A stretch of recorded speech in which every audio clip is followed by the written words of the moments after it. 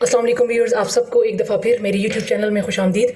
Viewers, जैसा कि आप सबको मालूम है कि अभी पिछले दिनों पीएचडी के पेपर्स हुए थे, paper A, paper B and paper C.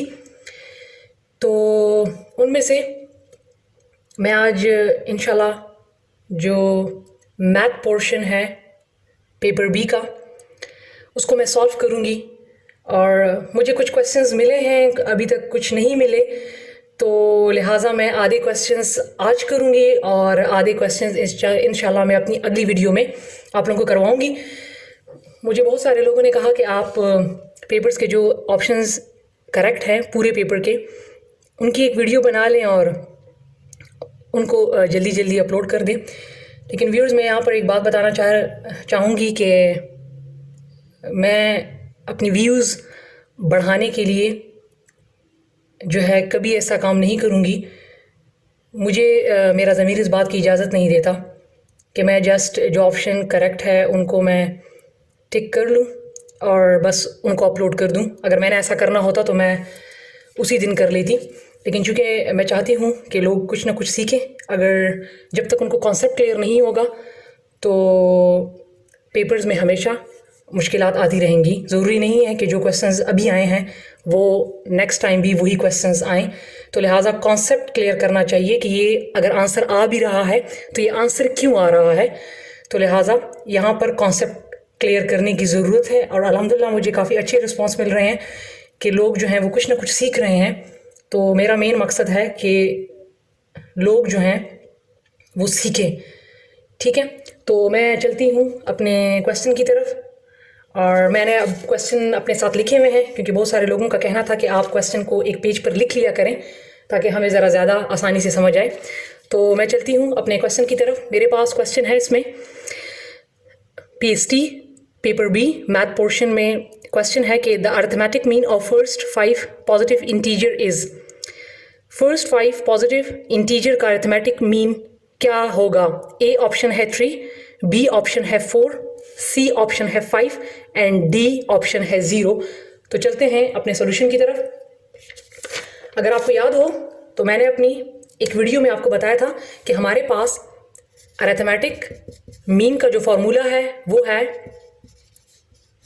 Some of numbers divide by total numbers. तो इन्होंने हमें कहा है कि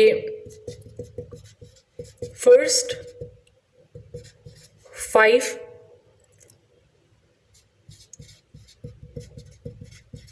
पॉजिटिव इंटीजर्स का अरिथमेटिक मीन मालूम करना है।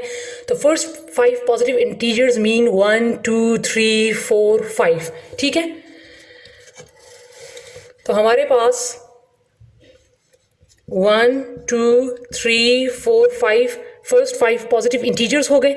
फॉर्मूले के मुताबिक मैंने क्या करना है, इनका सम लेना है। सम मीन इनको प्लस करना है। तो 1 + 2 + 3 + 4 + 5 divided by total number. Total ये नंबर कितने हैं? 1 2 3 4 5। इसको 5 पर डिवाइड कर देना है। तो जब आप इनको प्लस करेंगे तो आपके पास आ जाएगा 15 और डिवाइड बाय 5। तो जब इनको आपने डिवाइड किया तो 5 1 टाइम 5 एंड 5 3 टाइम 15। तो लिहाजा मेरे पास फर्स्ट 5 पॉजिटिव इंटीजर का जो अरिथमेटिक मीन है वो आ गया है 3। तो लिहाजा इसमें ऑप्शन ए जो है वो करेक्ट आंसर होगा। ठीक है, तो ये है ऑप्शन ए। इसके बाद मेरे पास नेक्स्ट क्वेश्चन है इफ़ x = 2, अगर x की वैल्यू मेरे पास 2 है एंड y = -3 और y की वैल्यू -3 है, एवेलुएट। तो हमें, ठीक है, जहाँ जहाँ पर x की वैल्यू, जहाँ जहाँ पर x आता है तो वहाँ वहाँ पर मैं 2 पुट करूँगी और जहाँ पर y आएगा वहाँ पर मैं -3 पुट करूँगी। तो चलते हैं अपने क्वेश्चन की तरफ। ठीक है,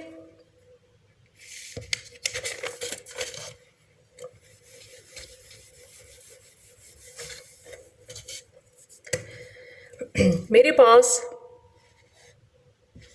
x की वैल्यू है 2, y की वैल्यू है -3 और मुझे एवेलुएट करना है 2 - 2y² + x।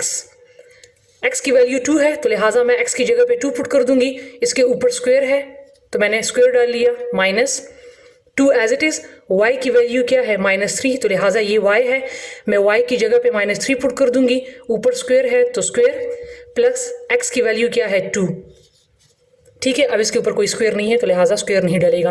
अब 2 को 2 टाइम मल्टीप्लाई करें तो 2 टाइम 4 आ जाएगा। ठीक है, -2 अपनी जगह पे,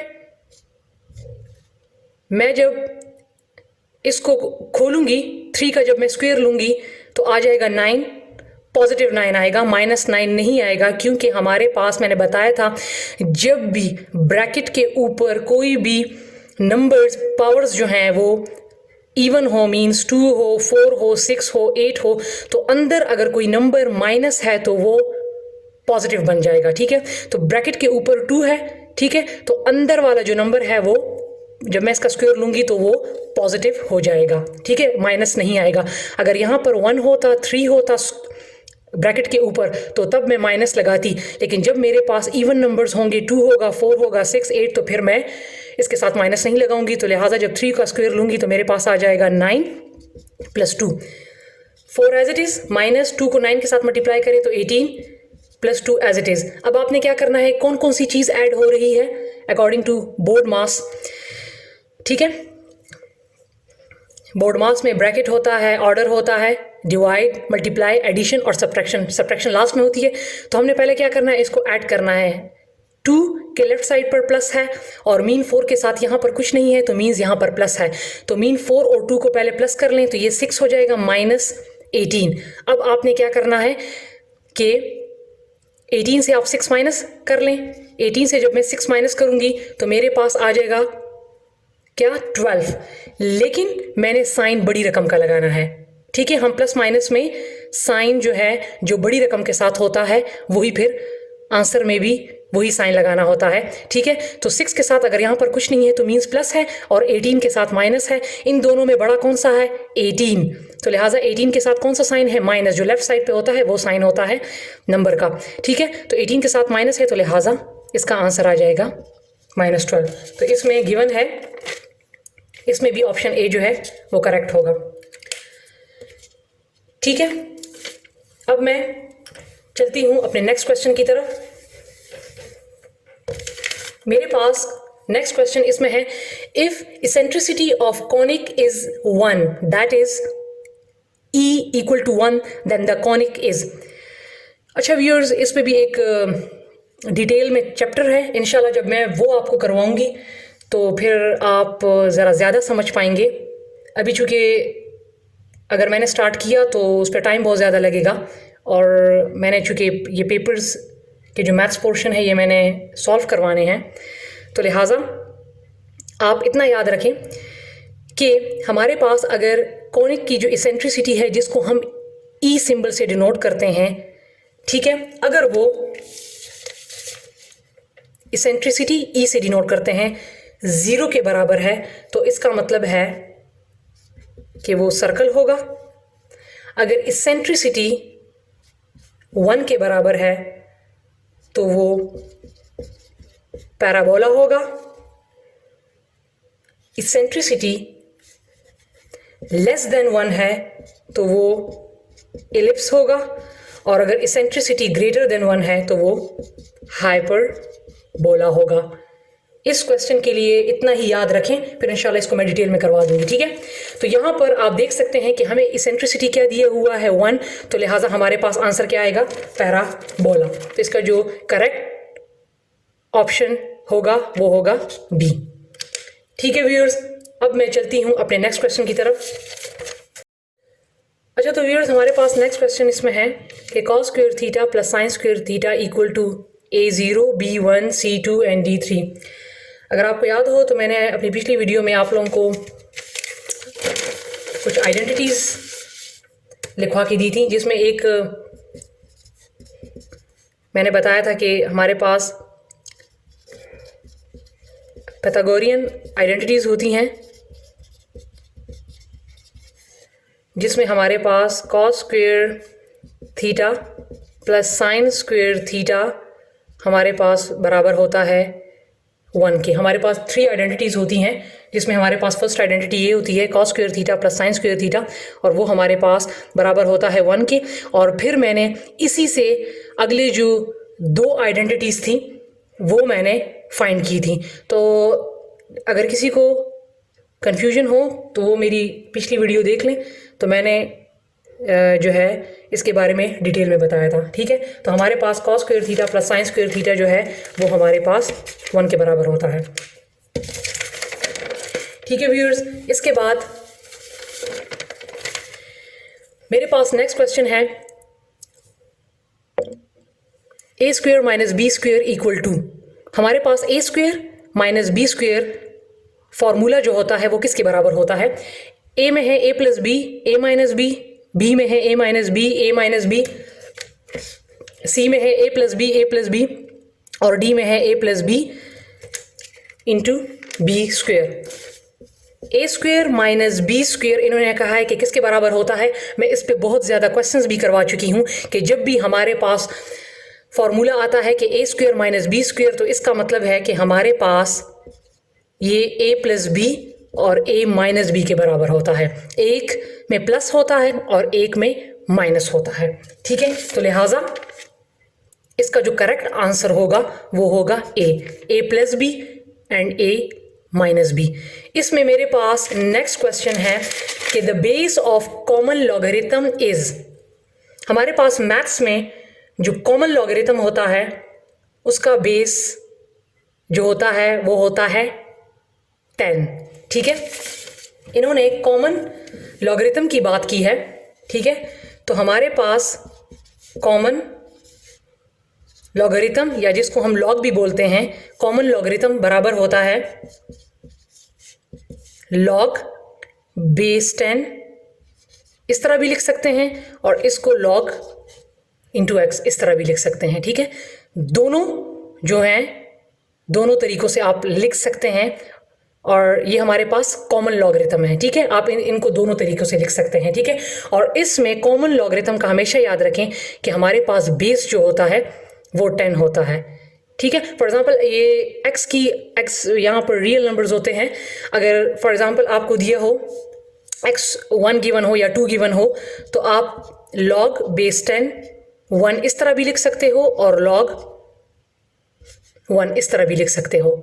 ठीक है, यहाँ इसका मतलब ये है कि इसका जो बेस है वो 10 है, ये कॉमन लॉगरिथम है। ठीक है, तो अगर आप इसकी वैल्यू फाइंड करोगे, इसकी और इसकी वैल्यू फाइंड करोगे, तो दोनों की सेम ही आएगी। ठीक है, तो ये हमारे पास कॉमन लॉगरिथम है। ठीक है, तो लिहाजा इसका आंसर जो होगा कि हमारे पास कॉमन लॉगरिथम का जो बेस है वो हमारे पास होगा 10। इसका आंसर होगा डी। ठीक है व्यूअर्स, अब हम चलते हैं अपने और क्वेश्चंस की तरफ। हमारे पास इसमें क्वेश्चन है, ये इंटीग्रेशन का क्वेश्चन है। ठीक है, हमें दिया हुआ है 4 into X raise to power minus 9 D X दिया हुआ है कि किसके बराबर है। तो मैंने इसका एक क्वेश्चन आप लोगों को करवा के दिया हुआ था अपनी पिछली वीडियो में। हम जब इसको इंटीग्रेट करते हैं, हमारे पास क्वेश्चन है 4x raise to power minus 9 D X. जब इसको हम इंटीग्रेट करते हैं तो हमारे पास इसका आंसर, ये जो ए बी सी डी में दिए हैं, इनमें से कौन सा आंसर ठीक आएगा। तो मैंने आपको बताया था कि हम इंटीग्रेशन में क्या करते हैं, इनने ऑलरेडी ये सिंबल इसके साथ ये जो ले लिया है। ठीक है, मैंने जो पिछले क्वेश्चन में बताया था तो उन्होंने कहा कि इंटीग्रेट करें, तो उन्होंने उसके साथ ये सिंबल, ये डी एक्स वगैरह नहीं लगाया था, वो हमने जो है ख़ुद लगाया और उसके बाद उसको हमने इंटीग्रेट किया। लेकिन यहाँ पर इन्होंने ये साइन, ये जो सिंबल है इंटीग्रेशन का और डी एक्स ये वगैरह ख़ुद लगा दिया है। अब हमने क्या करना है, हम इंटीग्रेशन में क्या करते हैं कि 4x raise to power minus 9 हम यहाँ पर इंटीग्रेशन में 1 ऐड कर लेते हैं, और जो x raise to power minus 9 plus 1 है, ठीक है, इसी को हम नीचे जाकर डिवाइड कर लेते हैं। फिर हम ये इंटीग्रेशन का साइन और dx नहीं लगाते। ठीक है, इसको हमने इस +1 से और इससे ख़त्म कर दिया है। ठीक है, हम इंटीग्रेशन में ऐसा करते हैं। ठीक है, तो ये 4 हो गया into x minus plus minus होगा, मीन 9 से 1 माइनस होगा, लेकिन साइन बड़ी रकम का लगेगा। अभी थोड़ी देर पहले मैंने बताया तो ये -8 हो जाएगा। इसी तरह माइनस प्लस माइनस होगा, लेकिन साइन बड़ी रकम का लगेगा तो ये आ जाएगा -8। तो इसको आप इस तरीके से भी लिख सकते हैं, -4x -8। ये वाला माइनस मैं यहां पर ले गई हूं, ठीक है। थोड़ा सा मैं इसको यहां पर लिख देती हूं, ठीक है। ये आ जाएगा, सॉरी, ये माइनस मैं यहां पर ले गई हूं। ये इसका करेक्ट आंसर जो होगा वो होगा बी, ठीक है। इन्होंने चूंकि ये जो माइनस साइन है वो यहां दिया हुआ है, तो लिहाजा इसका जो करेक्ट आंसर होगा वो होगा बी। आप देख सकते हैं ये जो -8 का जो -8 जो था, मीन्स 8 के साथ जो माइनस था वो इन्होंने यहां पर लगाया हुआ है, ठीक है। तो लिहाजा इसका जो करेक्ट ऑप्शन होगा वो होगा बी, ठीक है व्यूअर्स। अगर इस तरह दिया होता तो इस तरह ठीक होता, ठीक है, इस तरह भी ठीक होता। और मतलब आप इसको इस तरीके से भी लिख सकते हो कि आप ये जो माइनस साइन है यहाँ पर लगा ले, ठीक है। अब इसमें नेक्स्ट क्वेश्चन मेरे पास है 16 का क्यूब रूट लेने से हमारे पास क्या आता है, a 2 की पावर 4/3, 2 की पावर 3/4, 8 या 8 की पावर 3, ठीक है। इन्होंने कहा है कि जब आप 16 का क्यूब रूट लेंगे तो आपके पास क्या आएगा। मैंने क्यूब रूट के क्वेश्चन भी आपको डिटेल में करके दिए थे। 16 को आप लेकर जाएं, टू एलसीएम ले लें इसका, two 8 times 16, two 4 time 8, two 2 time 4 and two 1 time 2। ये मैंने इसका एलसीएम ले लिया, ठीक है। तो लिहाजा मेरे पास क्या आ गया, 2 × 2 × 2 × 2, ठीक है। ये जो फैक्टर्स हैं ये मैंने इसको यहाँ पर लिख लिए। तो मेरे पास 1 2 3 4 कितने हैं, 2 की पावर 4, ठीक है। अब 2 की पावर 4 को एज इट इज लिखें। जब मैं क्यूब रूट को ख़त्म करूंगी, अगर मेरे पास ये सिर्फ स्क्वायर रूट होता तो इसको ख़त्म करने के लिए हम इसकी जगह पे क्या लगा लेते हैं, 1/2। और जब क्यूब रूट होता है तो क्यूब रूट को ख़त्म करने के लिए हम लोग लगा लेते हैं 1/3, ठीक है। तो लिहाजा ये क्यूब रूट है, तो जब मैं क्यूब रूट को ख़त्म करूंगी तो मैं इसकी वैल्यू लिखूंगी 1/3। ये यहाँ पर इसको मल्टीप्लाई कर दूंगी, ठीक है, 4 के साथ, ठीक है। ये क्यूब रूट को मैंने ख़त्म कर दिया, तो इसकी जो वैल्यू है 1/3 वो 4 के साथ मल्टीप्लाई हो जाएगी। तो मेरे पास आंसर आ जाएगा, ये 4 1 के साथ मल्टीप्लाई हो जाएगा, 4/3, ठीक है, 2 raised to power 4/3, ठीक है। तो इसका आंसर जो होगा वो आपके पास आ जाएगा ए, ठीक है व्यूअर्स। अब मेरे पास नेक्स्ट क्वेश्चन है कि इन f = kx what is the dependent variable. ये हमारे पास फिजिक्स का क्वेश्चन है, ठीक है। इन्होंने कहा है कि आपके पास f = kx दिया है, तो इसमें डिपेंडेंट वेरिएबल कौन सा है, ठीक है। ये हुक्स लॉ है और इन्होंने कहा है कि इसमें डिपेंडेंट वेरिएबल कौन सा है, AF, BK, CX और DO, ठीक है। तो मेरे पास है F = kx, ठीक है। ये हमारे पास हुक्स लॉ है फिजिक्स में, जिसमें हमारे पास force equal to constant k × x, mean x यहाँ पर डिस्प्लेसमेंट, ठीक है। तो हमारे पास ये याद रखें कि हुक्स लॉ में हमारे पास ये जो फोर्स होता है F, ये इंडिपेंडेंट वेरिएबल होता है, k जो होता है वो हमारे पास कांस्टेंट होता है, और हमारे पास जो x होता है वो हमारे पास डिपेंडेंट होता है, ठीक है, डिपेंडेंट वेरिएबल। तो लिहाजा इन्होंने डिपेंडेंट वेरिएबल का पूछा है, तो लिहाजा इसका आंसर होगा x। अगर ये हमसे इंडिपेंडेंट का पूछते तो फिर आंसर होता f, ठीक है। तो लिहाजा इसका आंसर होगा C।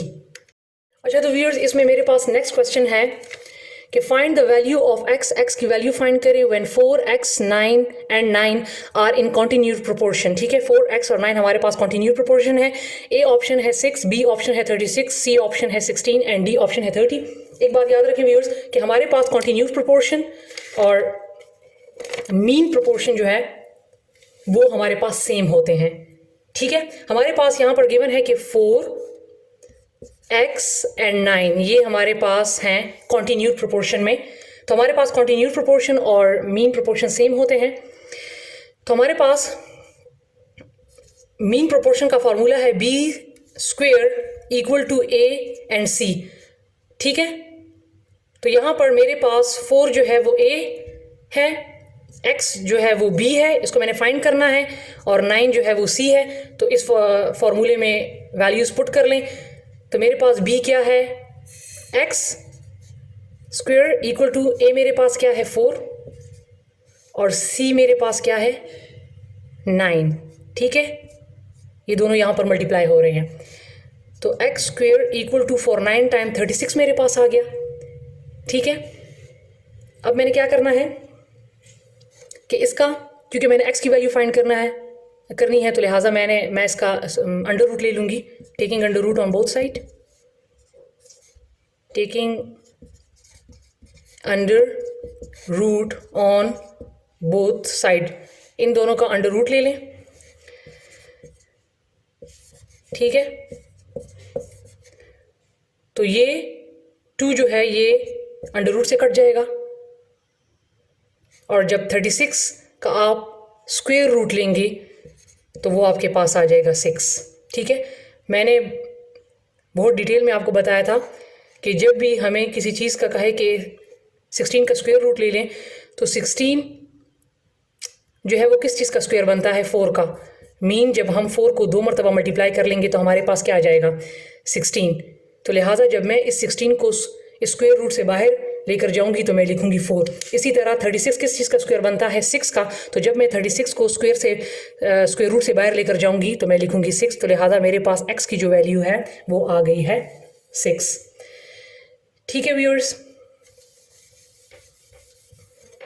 तो यहाँ पर मेरा पास जो आंसर होगा वो आ जाएगा ए। मेरे पास नेक्स्ट क्वेश्चन है 4 + 3 iota into 4 - 3 iota equal to, ये किस चीज़ के बराबर है, A 7, B 16, C 25 and D 35। ठीक है, तो मेरे पास क्वेश्चन है 4 + 3 आयोटा एंड 4 - 3 आयोटा ये किस चीज़ के बराबर है। तो अगर आपको थोड़ी देर पहले मैंने बताया था ये फॉर्मूला बन रहा है A + B and A - B। ठीक है, चले इसको मैं मल्टीप्लाई कर लेती हूँ ताकि आप लोगों को और भी क्लियर हो जाए। 4 को पहले इन दोनों के साथ मल्टीप्लाई कर लें, 4 टाइम्स 16, फिर 4 को 3 के साथ मल्टीप्लाई कर लें तो ये 4 3 टाइम 12 प्लस माइनस 12 आयोटा आ गया।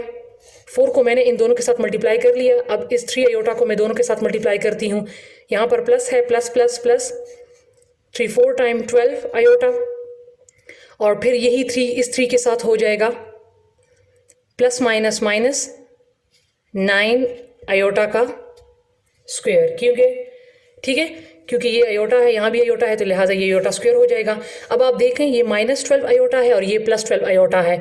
मीन जब भी हमारे पास दोनों सेम हो और एक के साथ माइनस हो और एक के साथ प्लस हो तो वो कट जाते हैं। तो मेरे पास यहाँ पर क्या रह गया, 16 - 9 आयोटा स्क्वायर।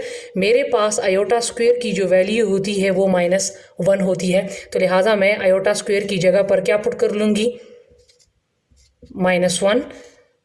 16 अपनी जगह पे, माइनस और माइनस क्या हो जाएंगे, प्लस। 9 1 टाइम 9, तो जब मैं 16 के साथ 9 प्लस करूँगी तो मेरे पास आ जाएगा 25।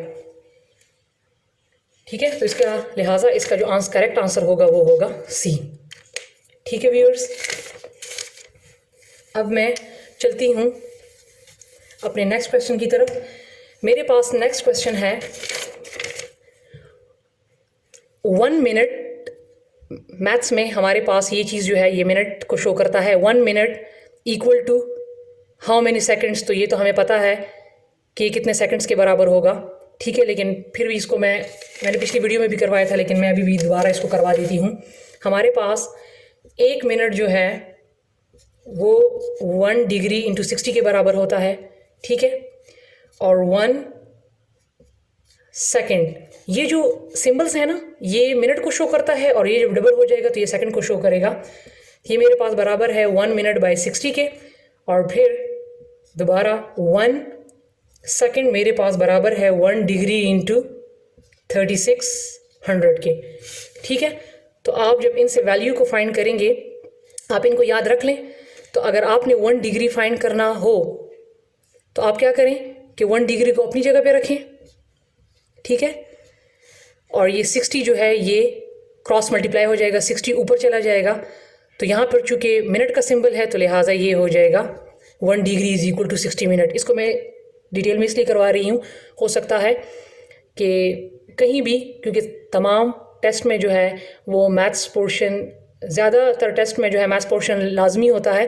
तो अगर फॉर एग्जांपल आपको कभी आ जाए कि 1 डिग्री कितने सेकंड्स के बराबर होता है, तो लिहाजा मैंने इसको इसलिए थोड़ा सा डिटेल में करवाया है, ठीक है। इसी तरह अगर आपने इससे 1 मिनट फाइंड करना हो तो 1 मिनट अपनी जगह पे रखें, ठीक है। और जब ये 60 ऊपर चला जाएगा तो ये सेकंड्स है, तो लिहाजा ये 60 जब ऊपर चला जाएगा तो ये भी सेकंड बन जाएगा। तो 1 मिनट आप देख लें कितने सेकंड्स के बराबर आ गया, 60 के। इसी तरह अगर आप 1 डिग्री को सेकंड्स में कन्वर्ट करना चाहें, 1 डिग्री कितने सेकंड्स के बराबर है, तो क्रॉस मल्टीप्लाई कर लें इसको, तो ये आपके पास आ जाएगा 3600। ये सेकंड का सिंबल है तो लिहाजा यहाँ भी सेकंड का सिंबल आ जाएगा। तो आप देख सकते हैं कि मैंने इससे 1 डिग्री 60 मिनट के, 1 मिनट 60 सेकंड के, और 1 डिग्री 3600 सेकंड के बराबर आया। तो लिहाजा इन्होंने हमसे पूछा था कि 1 मिनट कितने सेकंड के बराबर है, तो लिहाजा आप देख सकते हैं कि 1 मिनट 60 सेकंड के बराबर है, ठीक है। ये डबल सिंबल सेकंड को शो करता है, ठीक है। तो मेरे पास आंसर, इसका करेक्ट आंसर होगा ए, ठीक है। वीर ये वो क्वेश्चन थे पेपर बी के मैथ्स पोर्शन के जो मुझे मिले थे। इसमें अभी और क्वेश्चंस भी रहते हैं, इंशाल्लाह मैं अपनी नेक्स्ट वीडियो में उन क्वेश्चंस को करवाऊंगी। तब तक के लिए अपना बहुत सारा ख्याल रखिए, मिलेंगे अपनी एक अगली वीडियो के साथ। अल्लाह हाफिज़।